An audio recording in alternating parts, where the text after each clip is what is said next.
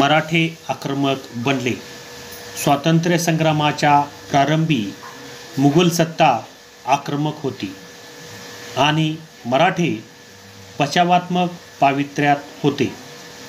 18व्या शतकाच्या उत्तरार्धात मराठे आक्रमक बनले. मुघल सत्ता कमकुवत झाली. 18व्या शतकात मराठी सत्तेचा विस्तार भारतभर झाला. शाहू महाराजांची सुटका.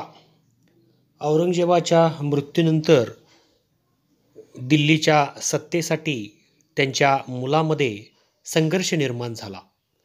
उत्तरेकडे निघण्यापूर्वी शहजादा आझमशहाने येसुबाई आणि पुत्र शाहू यांना कैदेतून मुक्त केले.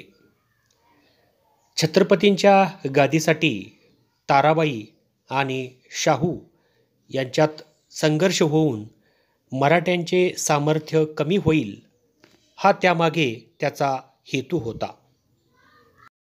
शाहू महाराजांचा राज्याभिषेक. कैदेतून मुक्त झालेल्या शाहू महाराजांना काही सरदार येऊन मिळाले.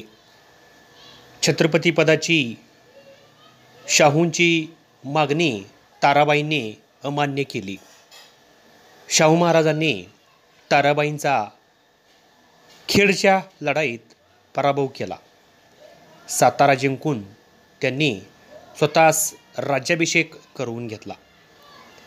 सातारा ही मराठ्यांच्या राज्याची राजधानी झाली. कोल्हापूरचे स्वतंत्र राज्य. शाहू महाराजांनी आपला विरोध चालू ठेवून ताराबाई यांनी पन्हाळगडावर आपला पुत्र दुसरा शिवाजी याला छत्रपती म्हणून घोषित केले.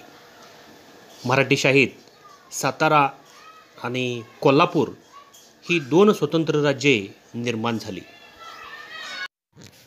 मुघलांच्या कैदेत असण्याचे शाहू महाराजांना झालेले फायदे.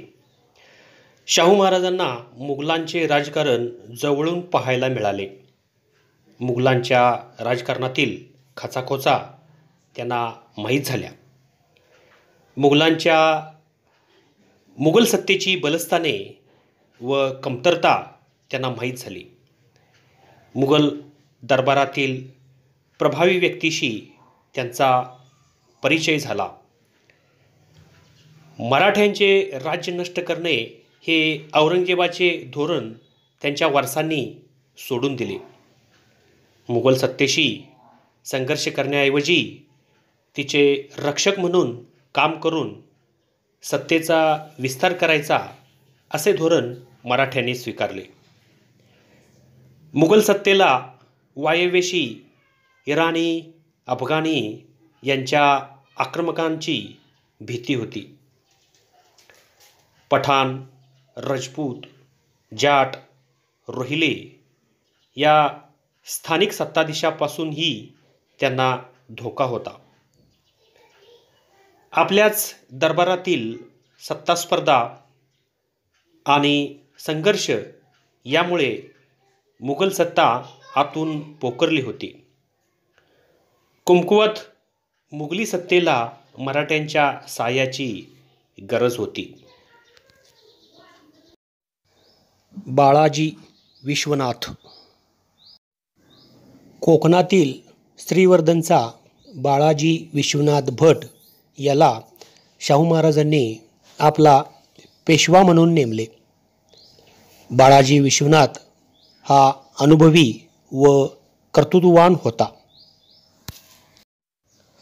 शाहू हेच राज्याचे खरे वारस असल्याचे पटवून देऊन अनेक सरदारांना त्याने शाहूंच्या बाजूने वळवले.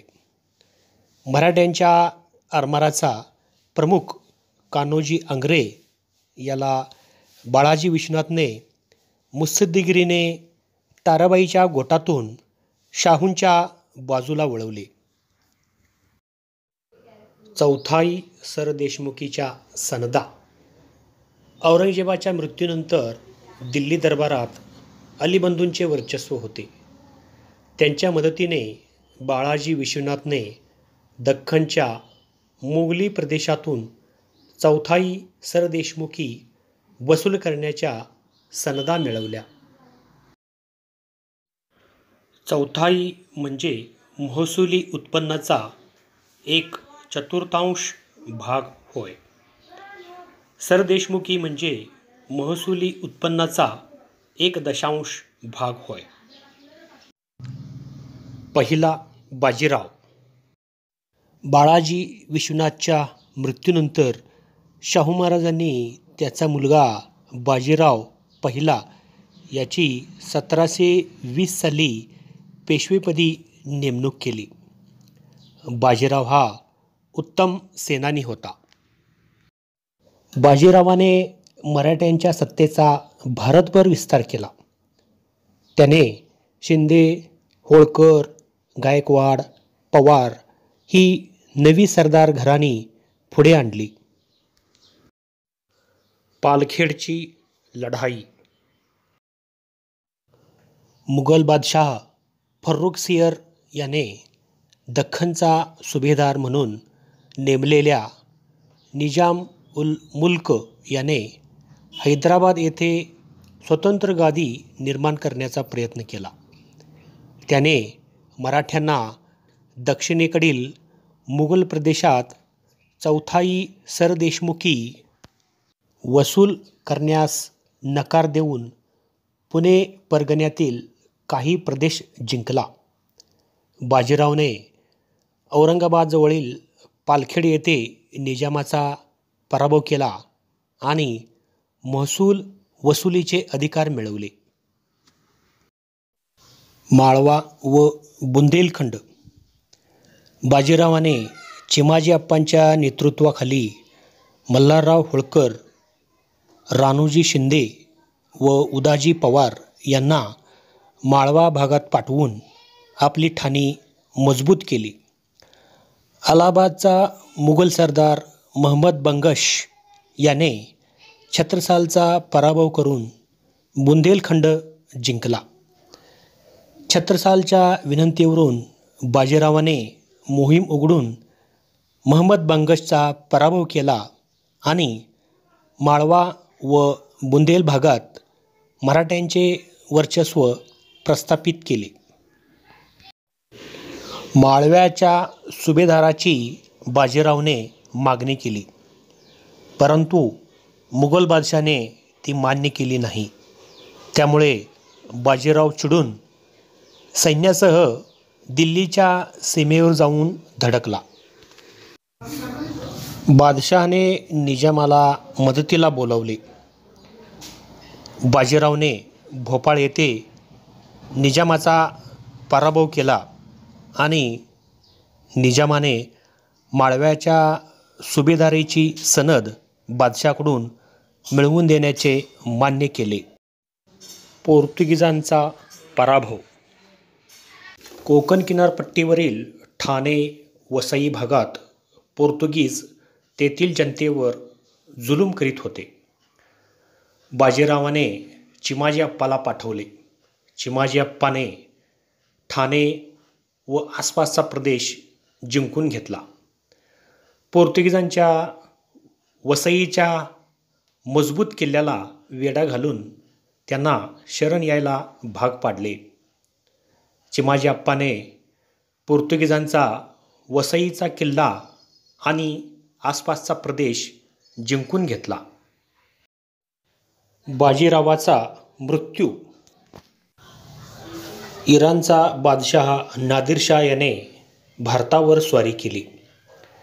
त्याचा बंदोबस्त करण्यासाठी बाजीराव उत्तरेकडे निघाला.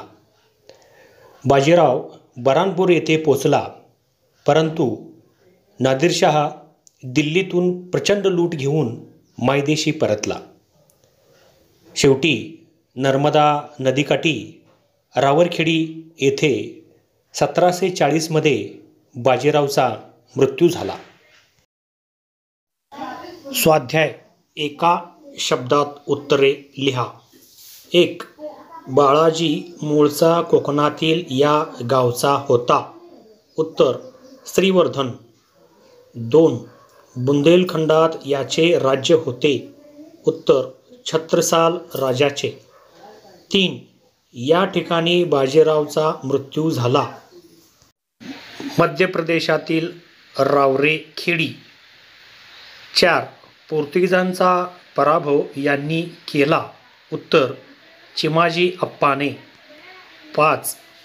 दिल्लीतून प्रचंड संपत्ती लुटून नेणारा नादिरशाह. 6. मराठा आरमाराचा प्रमुख. उत्तर कान्होजी आंग्रे. म्हणजे काय? 1. चौथाई. कोणत्याही सत्तेला अन्य प्रदेशातून उत्पन्नाच्या 1/4 भाग गोळा करण्याचा जो हक्क असतो त्याला चौथाई असे म्हणतात. 2. सरदेशमुखी. कोणत्याही सत्तेला अन्य प्रदेशात जो महसूल जमा होतो त्या महसुली उत्पन्नाच्या 1/10 भाग वसूल करण्याचा अधिकाराला सरदेशमुखी असे म्हणतात. कारणे लिहा. आझमशहाने छत्रपती शाहू महाराजांची कैदेतून सुटका केली. उत्तर औरंगजेबाच्या मृत्यूमुळे दिल्लीच्या गादीसाठी त्यांच्या मुलामध्ये संघर्ष सुरू झाला. दक्षिणेत असलेला शहजादा आझमशाह गादी मिळवण्यासाठी उत्तरेकडे निघाला. 2. आझमशहाला असे वाटले की कैदेत असलेल्या शाहू महाराजांना मुक्त केल्यास महाराणी ताराबाई व शाहू महाराज यांच्यात छत्रपतीच्या गादीसाठी कलह होईल. 3. त्यांच्यातील संघर्षामुळे मराठ्यांचे सामर्थ्य कमी होईल म्हणून आझमशहाने छत्रपती शाहू महाराजांची कैदेतून सुटका केली.